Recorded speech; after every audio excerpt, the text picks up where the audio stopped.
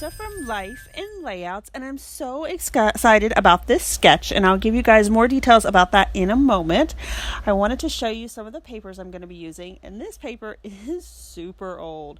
It's from Close to My Heart, and I have had these papers and these photos. Look how cute my nephew was when he was little.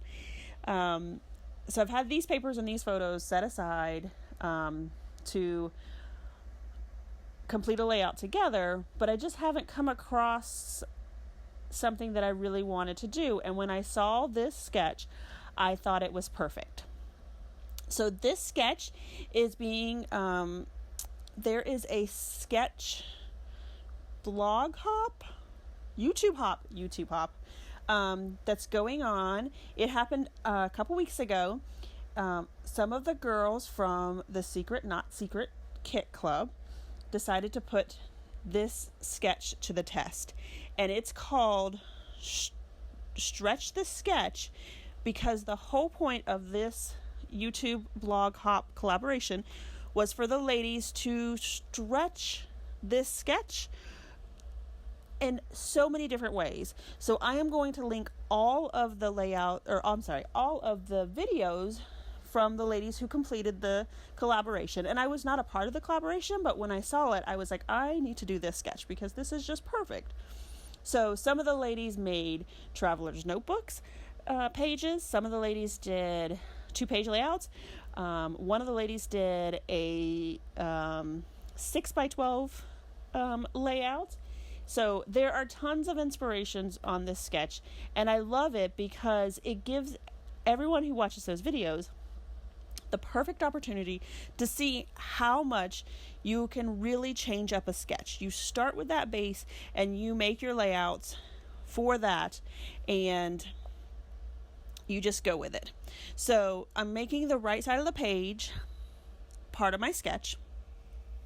I'm following the sketch for the right side of my page, and I decided to use 2 photos instead of 1, and I matted them on this water looking layout. My words are not with me tonight. On this water paper. And for my arrows, I'm going to use a couple of different things. So off to the top, where those arrows are, I'm going to use these clouds. And so I put one down on the paper, and then I use my fun foam to pop up the other one. And then off to the left of the photo, I'm going to build a little cluster.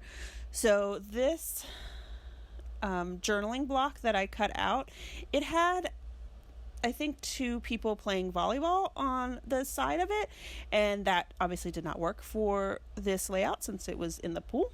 So I just cut that out, and I like to cut it out with my paper trimmer while it's still on the sticker sheet, so that if I decide to use it later, I have it's already on the backing.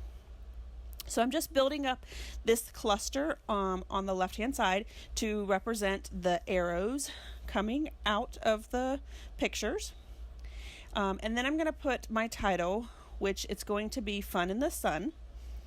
And this sticker sheet came with these little tiny banners that spell out the word "in the," but when I tried to put it against the water paper, it got lost because of the color. So I used my 1-inch banner punch that I got from Tuesday Morning and cut out little banners, and they work perfectly. And then I added this sticker that says sun. So like I said, my title is Fun in the Sun. And I love these sticker sheets from Close to My Heart because it's pretty much all done for you. They give you a title, they give you different embellishments. It just makes it super easy to put those pages together. So now I'm using these pieces. I do not sell Close to My Heart. I just tend to buy them usually when I attend crops and things. There'll be Close to My Heart reps there, and I'll see really cute things. So they usually have them all together with the paper packs and the sticker sheets, and then these little embellishments as well. So I'm not exactly sure what they're called. And I'm sure that you cannot get this paper anymore, because Close to My Heart is definitely one that retires their paper pretty quickly. I think it only lasts like a year or so. So I loved this paper on the left with the different, they look like sunbursts to me, and I thought it would be perfect to put my photo kind of right there in the center of the sunburst, which would be the lower left-hand corner of the page. So now I am going to build some clusters around the picture on the left, and these pictures are these are my nephew Eli when he was just a little baby. He is 7 now, so this was before his first birthday because his mother refused to cut his hair even though he had like a mop on his head. So she cut his hair right before his first birthday. So I know that all those crazy hair photos are before he turned 1. So I used this sun sticker and I put it up on fun foam as well. And then in the center of it, I put another sticker that says, "You are my sunshine." And now I'm just ruffling up the edges to kind of give them a little bit of texture on that. So this was in the house that I had before when we owned a house with a pool. And so he would come over all the time and just hang out in this little floaty that had like a umbrella attached to it. And it was, we would sometimes just put toys on there and he would just float around and just be the happiest baby in the world. He loved being in the water, and living in Florida, that is how we spend our summers because it's not comfortable anywhere else except in the water.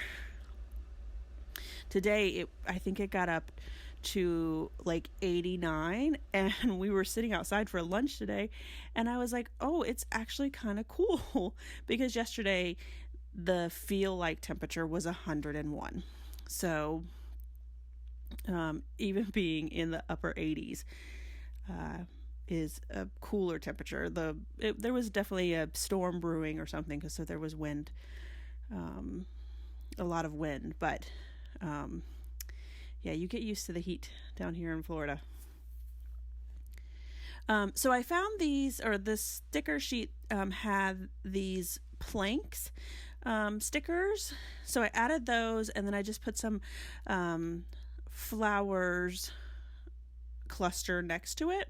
And I'm okay using flowers on a boy page, especially these type of flowers, because I feel like they're just summer flowers. Like they're definitely a boy or girl. And I feel like this coral color, it is on the pink spectrum of colors, but I think it's perfectly fine for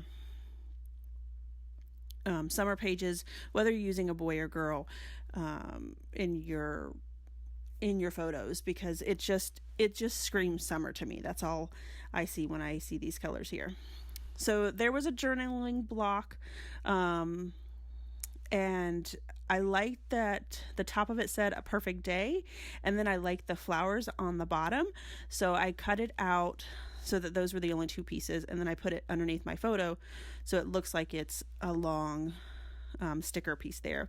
And I'm going to end up putting the date in that little journaling block because there's only just I think 1 or 2 lines that ended up showing with the with it being tucked under the photo. So now I'm using the branding strip, and I'm going to cut it into smaller pieces. And what I end up doing is using 3 of them, and I cut banners on them, all 3 of them, and then I add them to the edge of the photo. But then I took a look at this pinwheel, and I really wanted to add that. So I ended up moving them over just a little bit, and that wasn't enough. So I ended up just taking the banners off altogether and adding it to the bottom or the back of the pinwheel, so that I made sure I had enough of the banners sticking out. So, because pinwheels and banners are just, again, they scream summer to me. So I love the way this page turned out. I think it is just a perfect page for summer. So I'm just adding a few enamel dots in a couple of my different clusters. Oh my goodness, I don't know what's going on with my words tonight.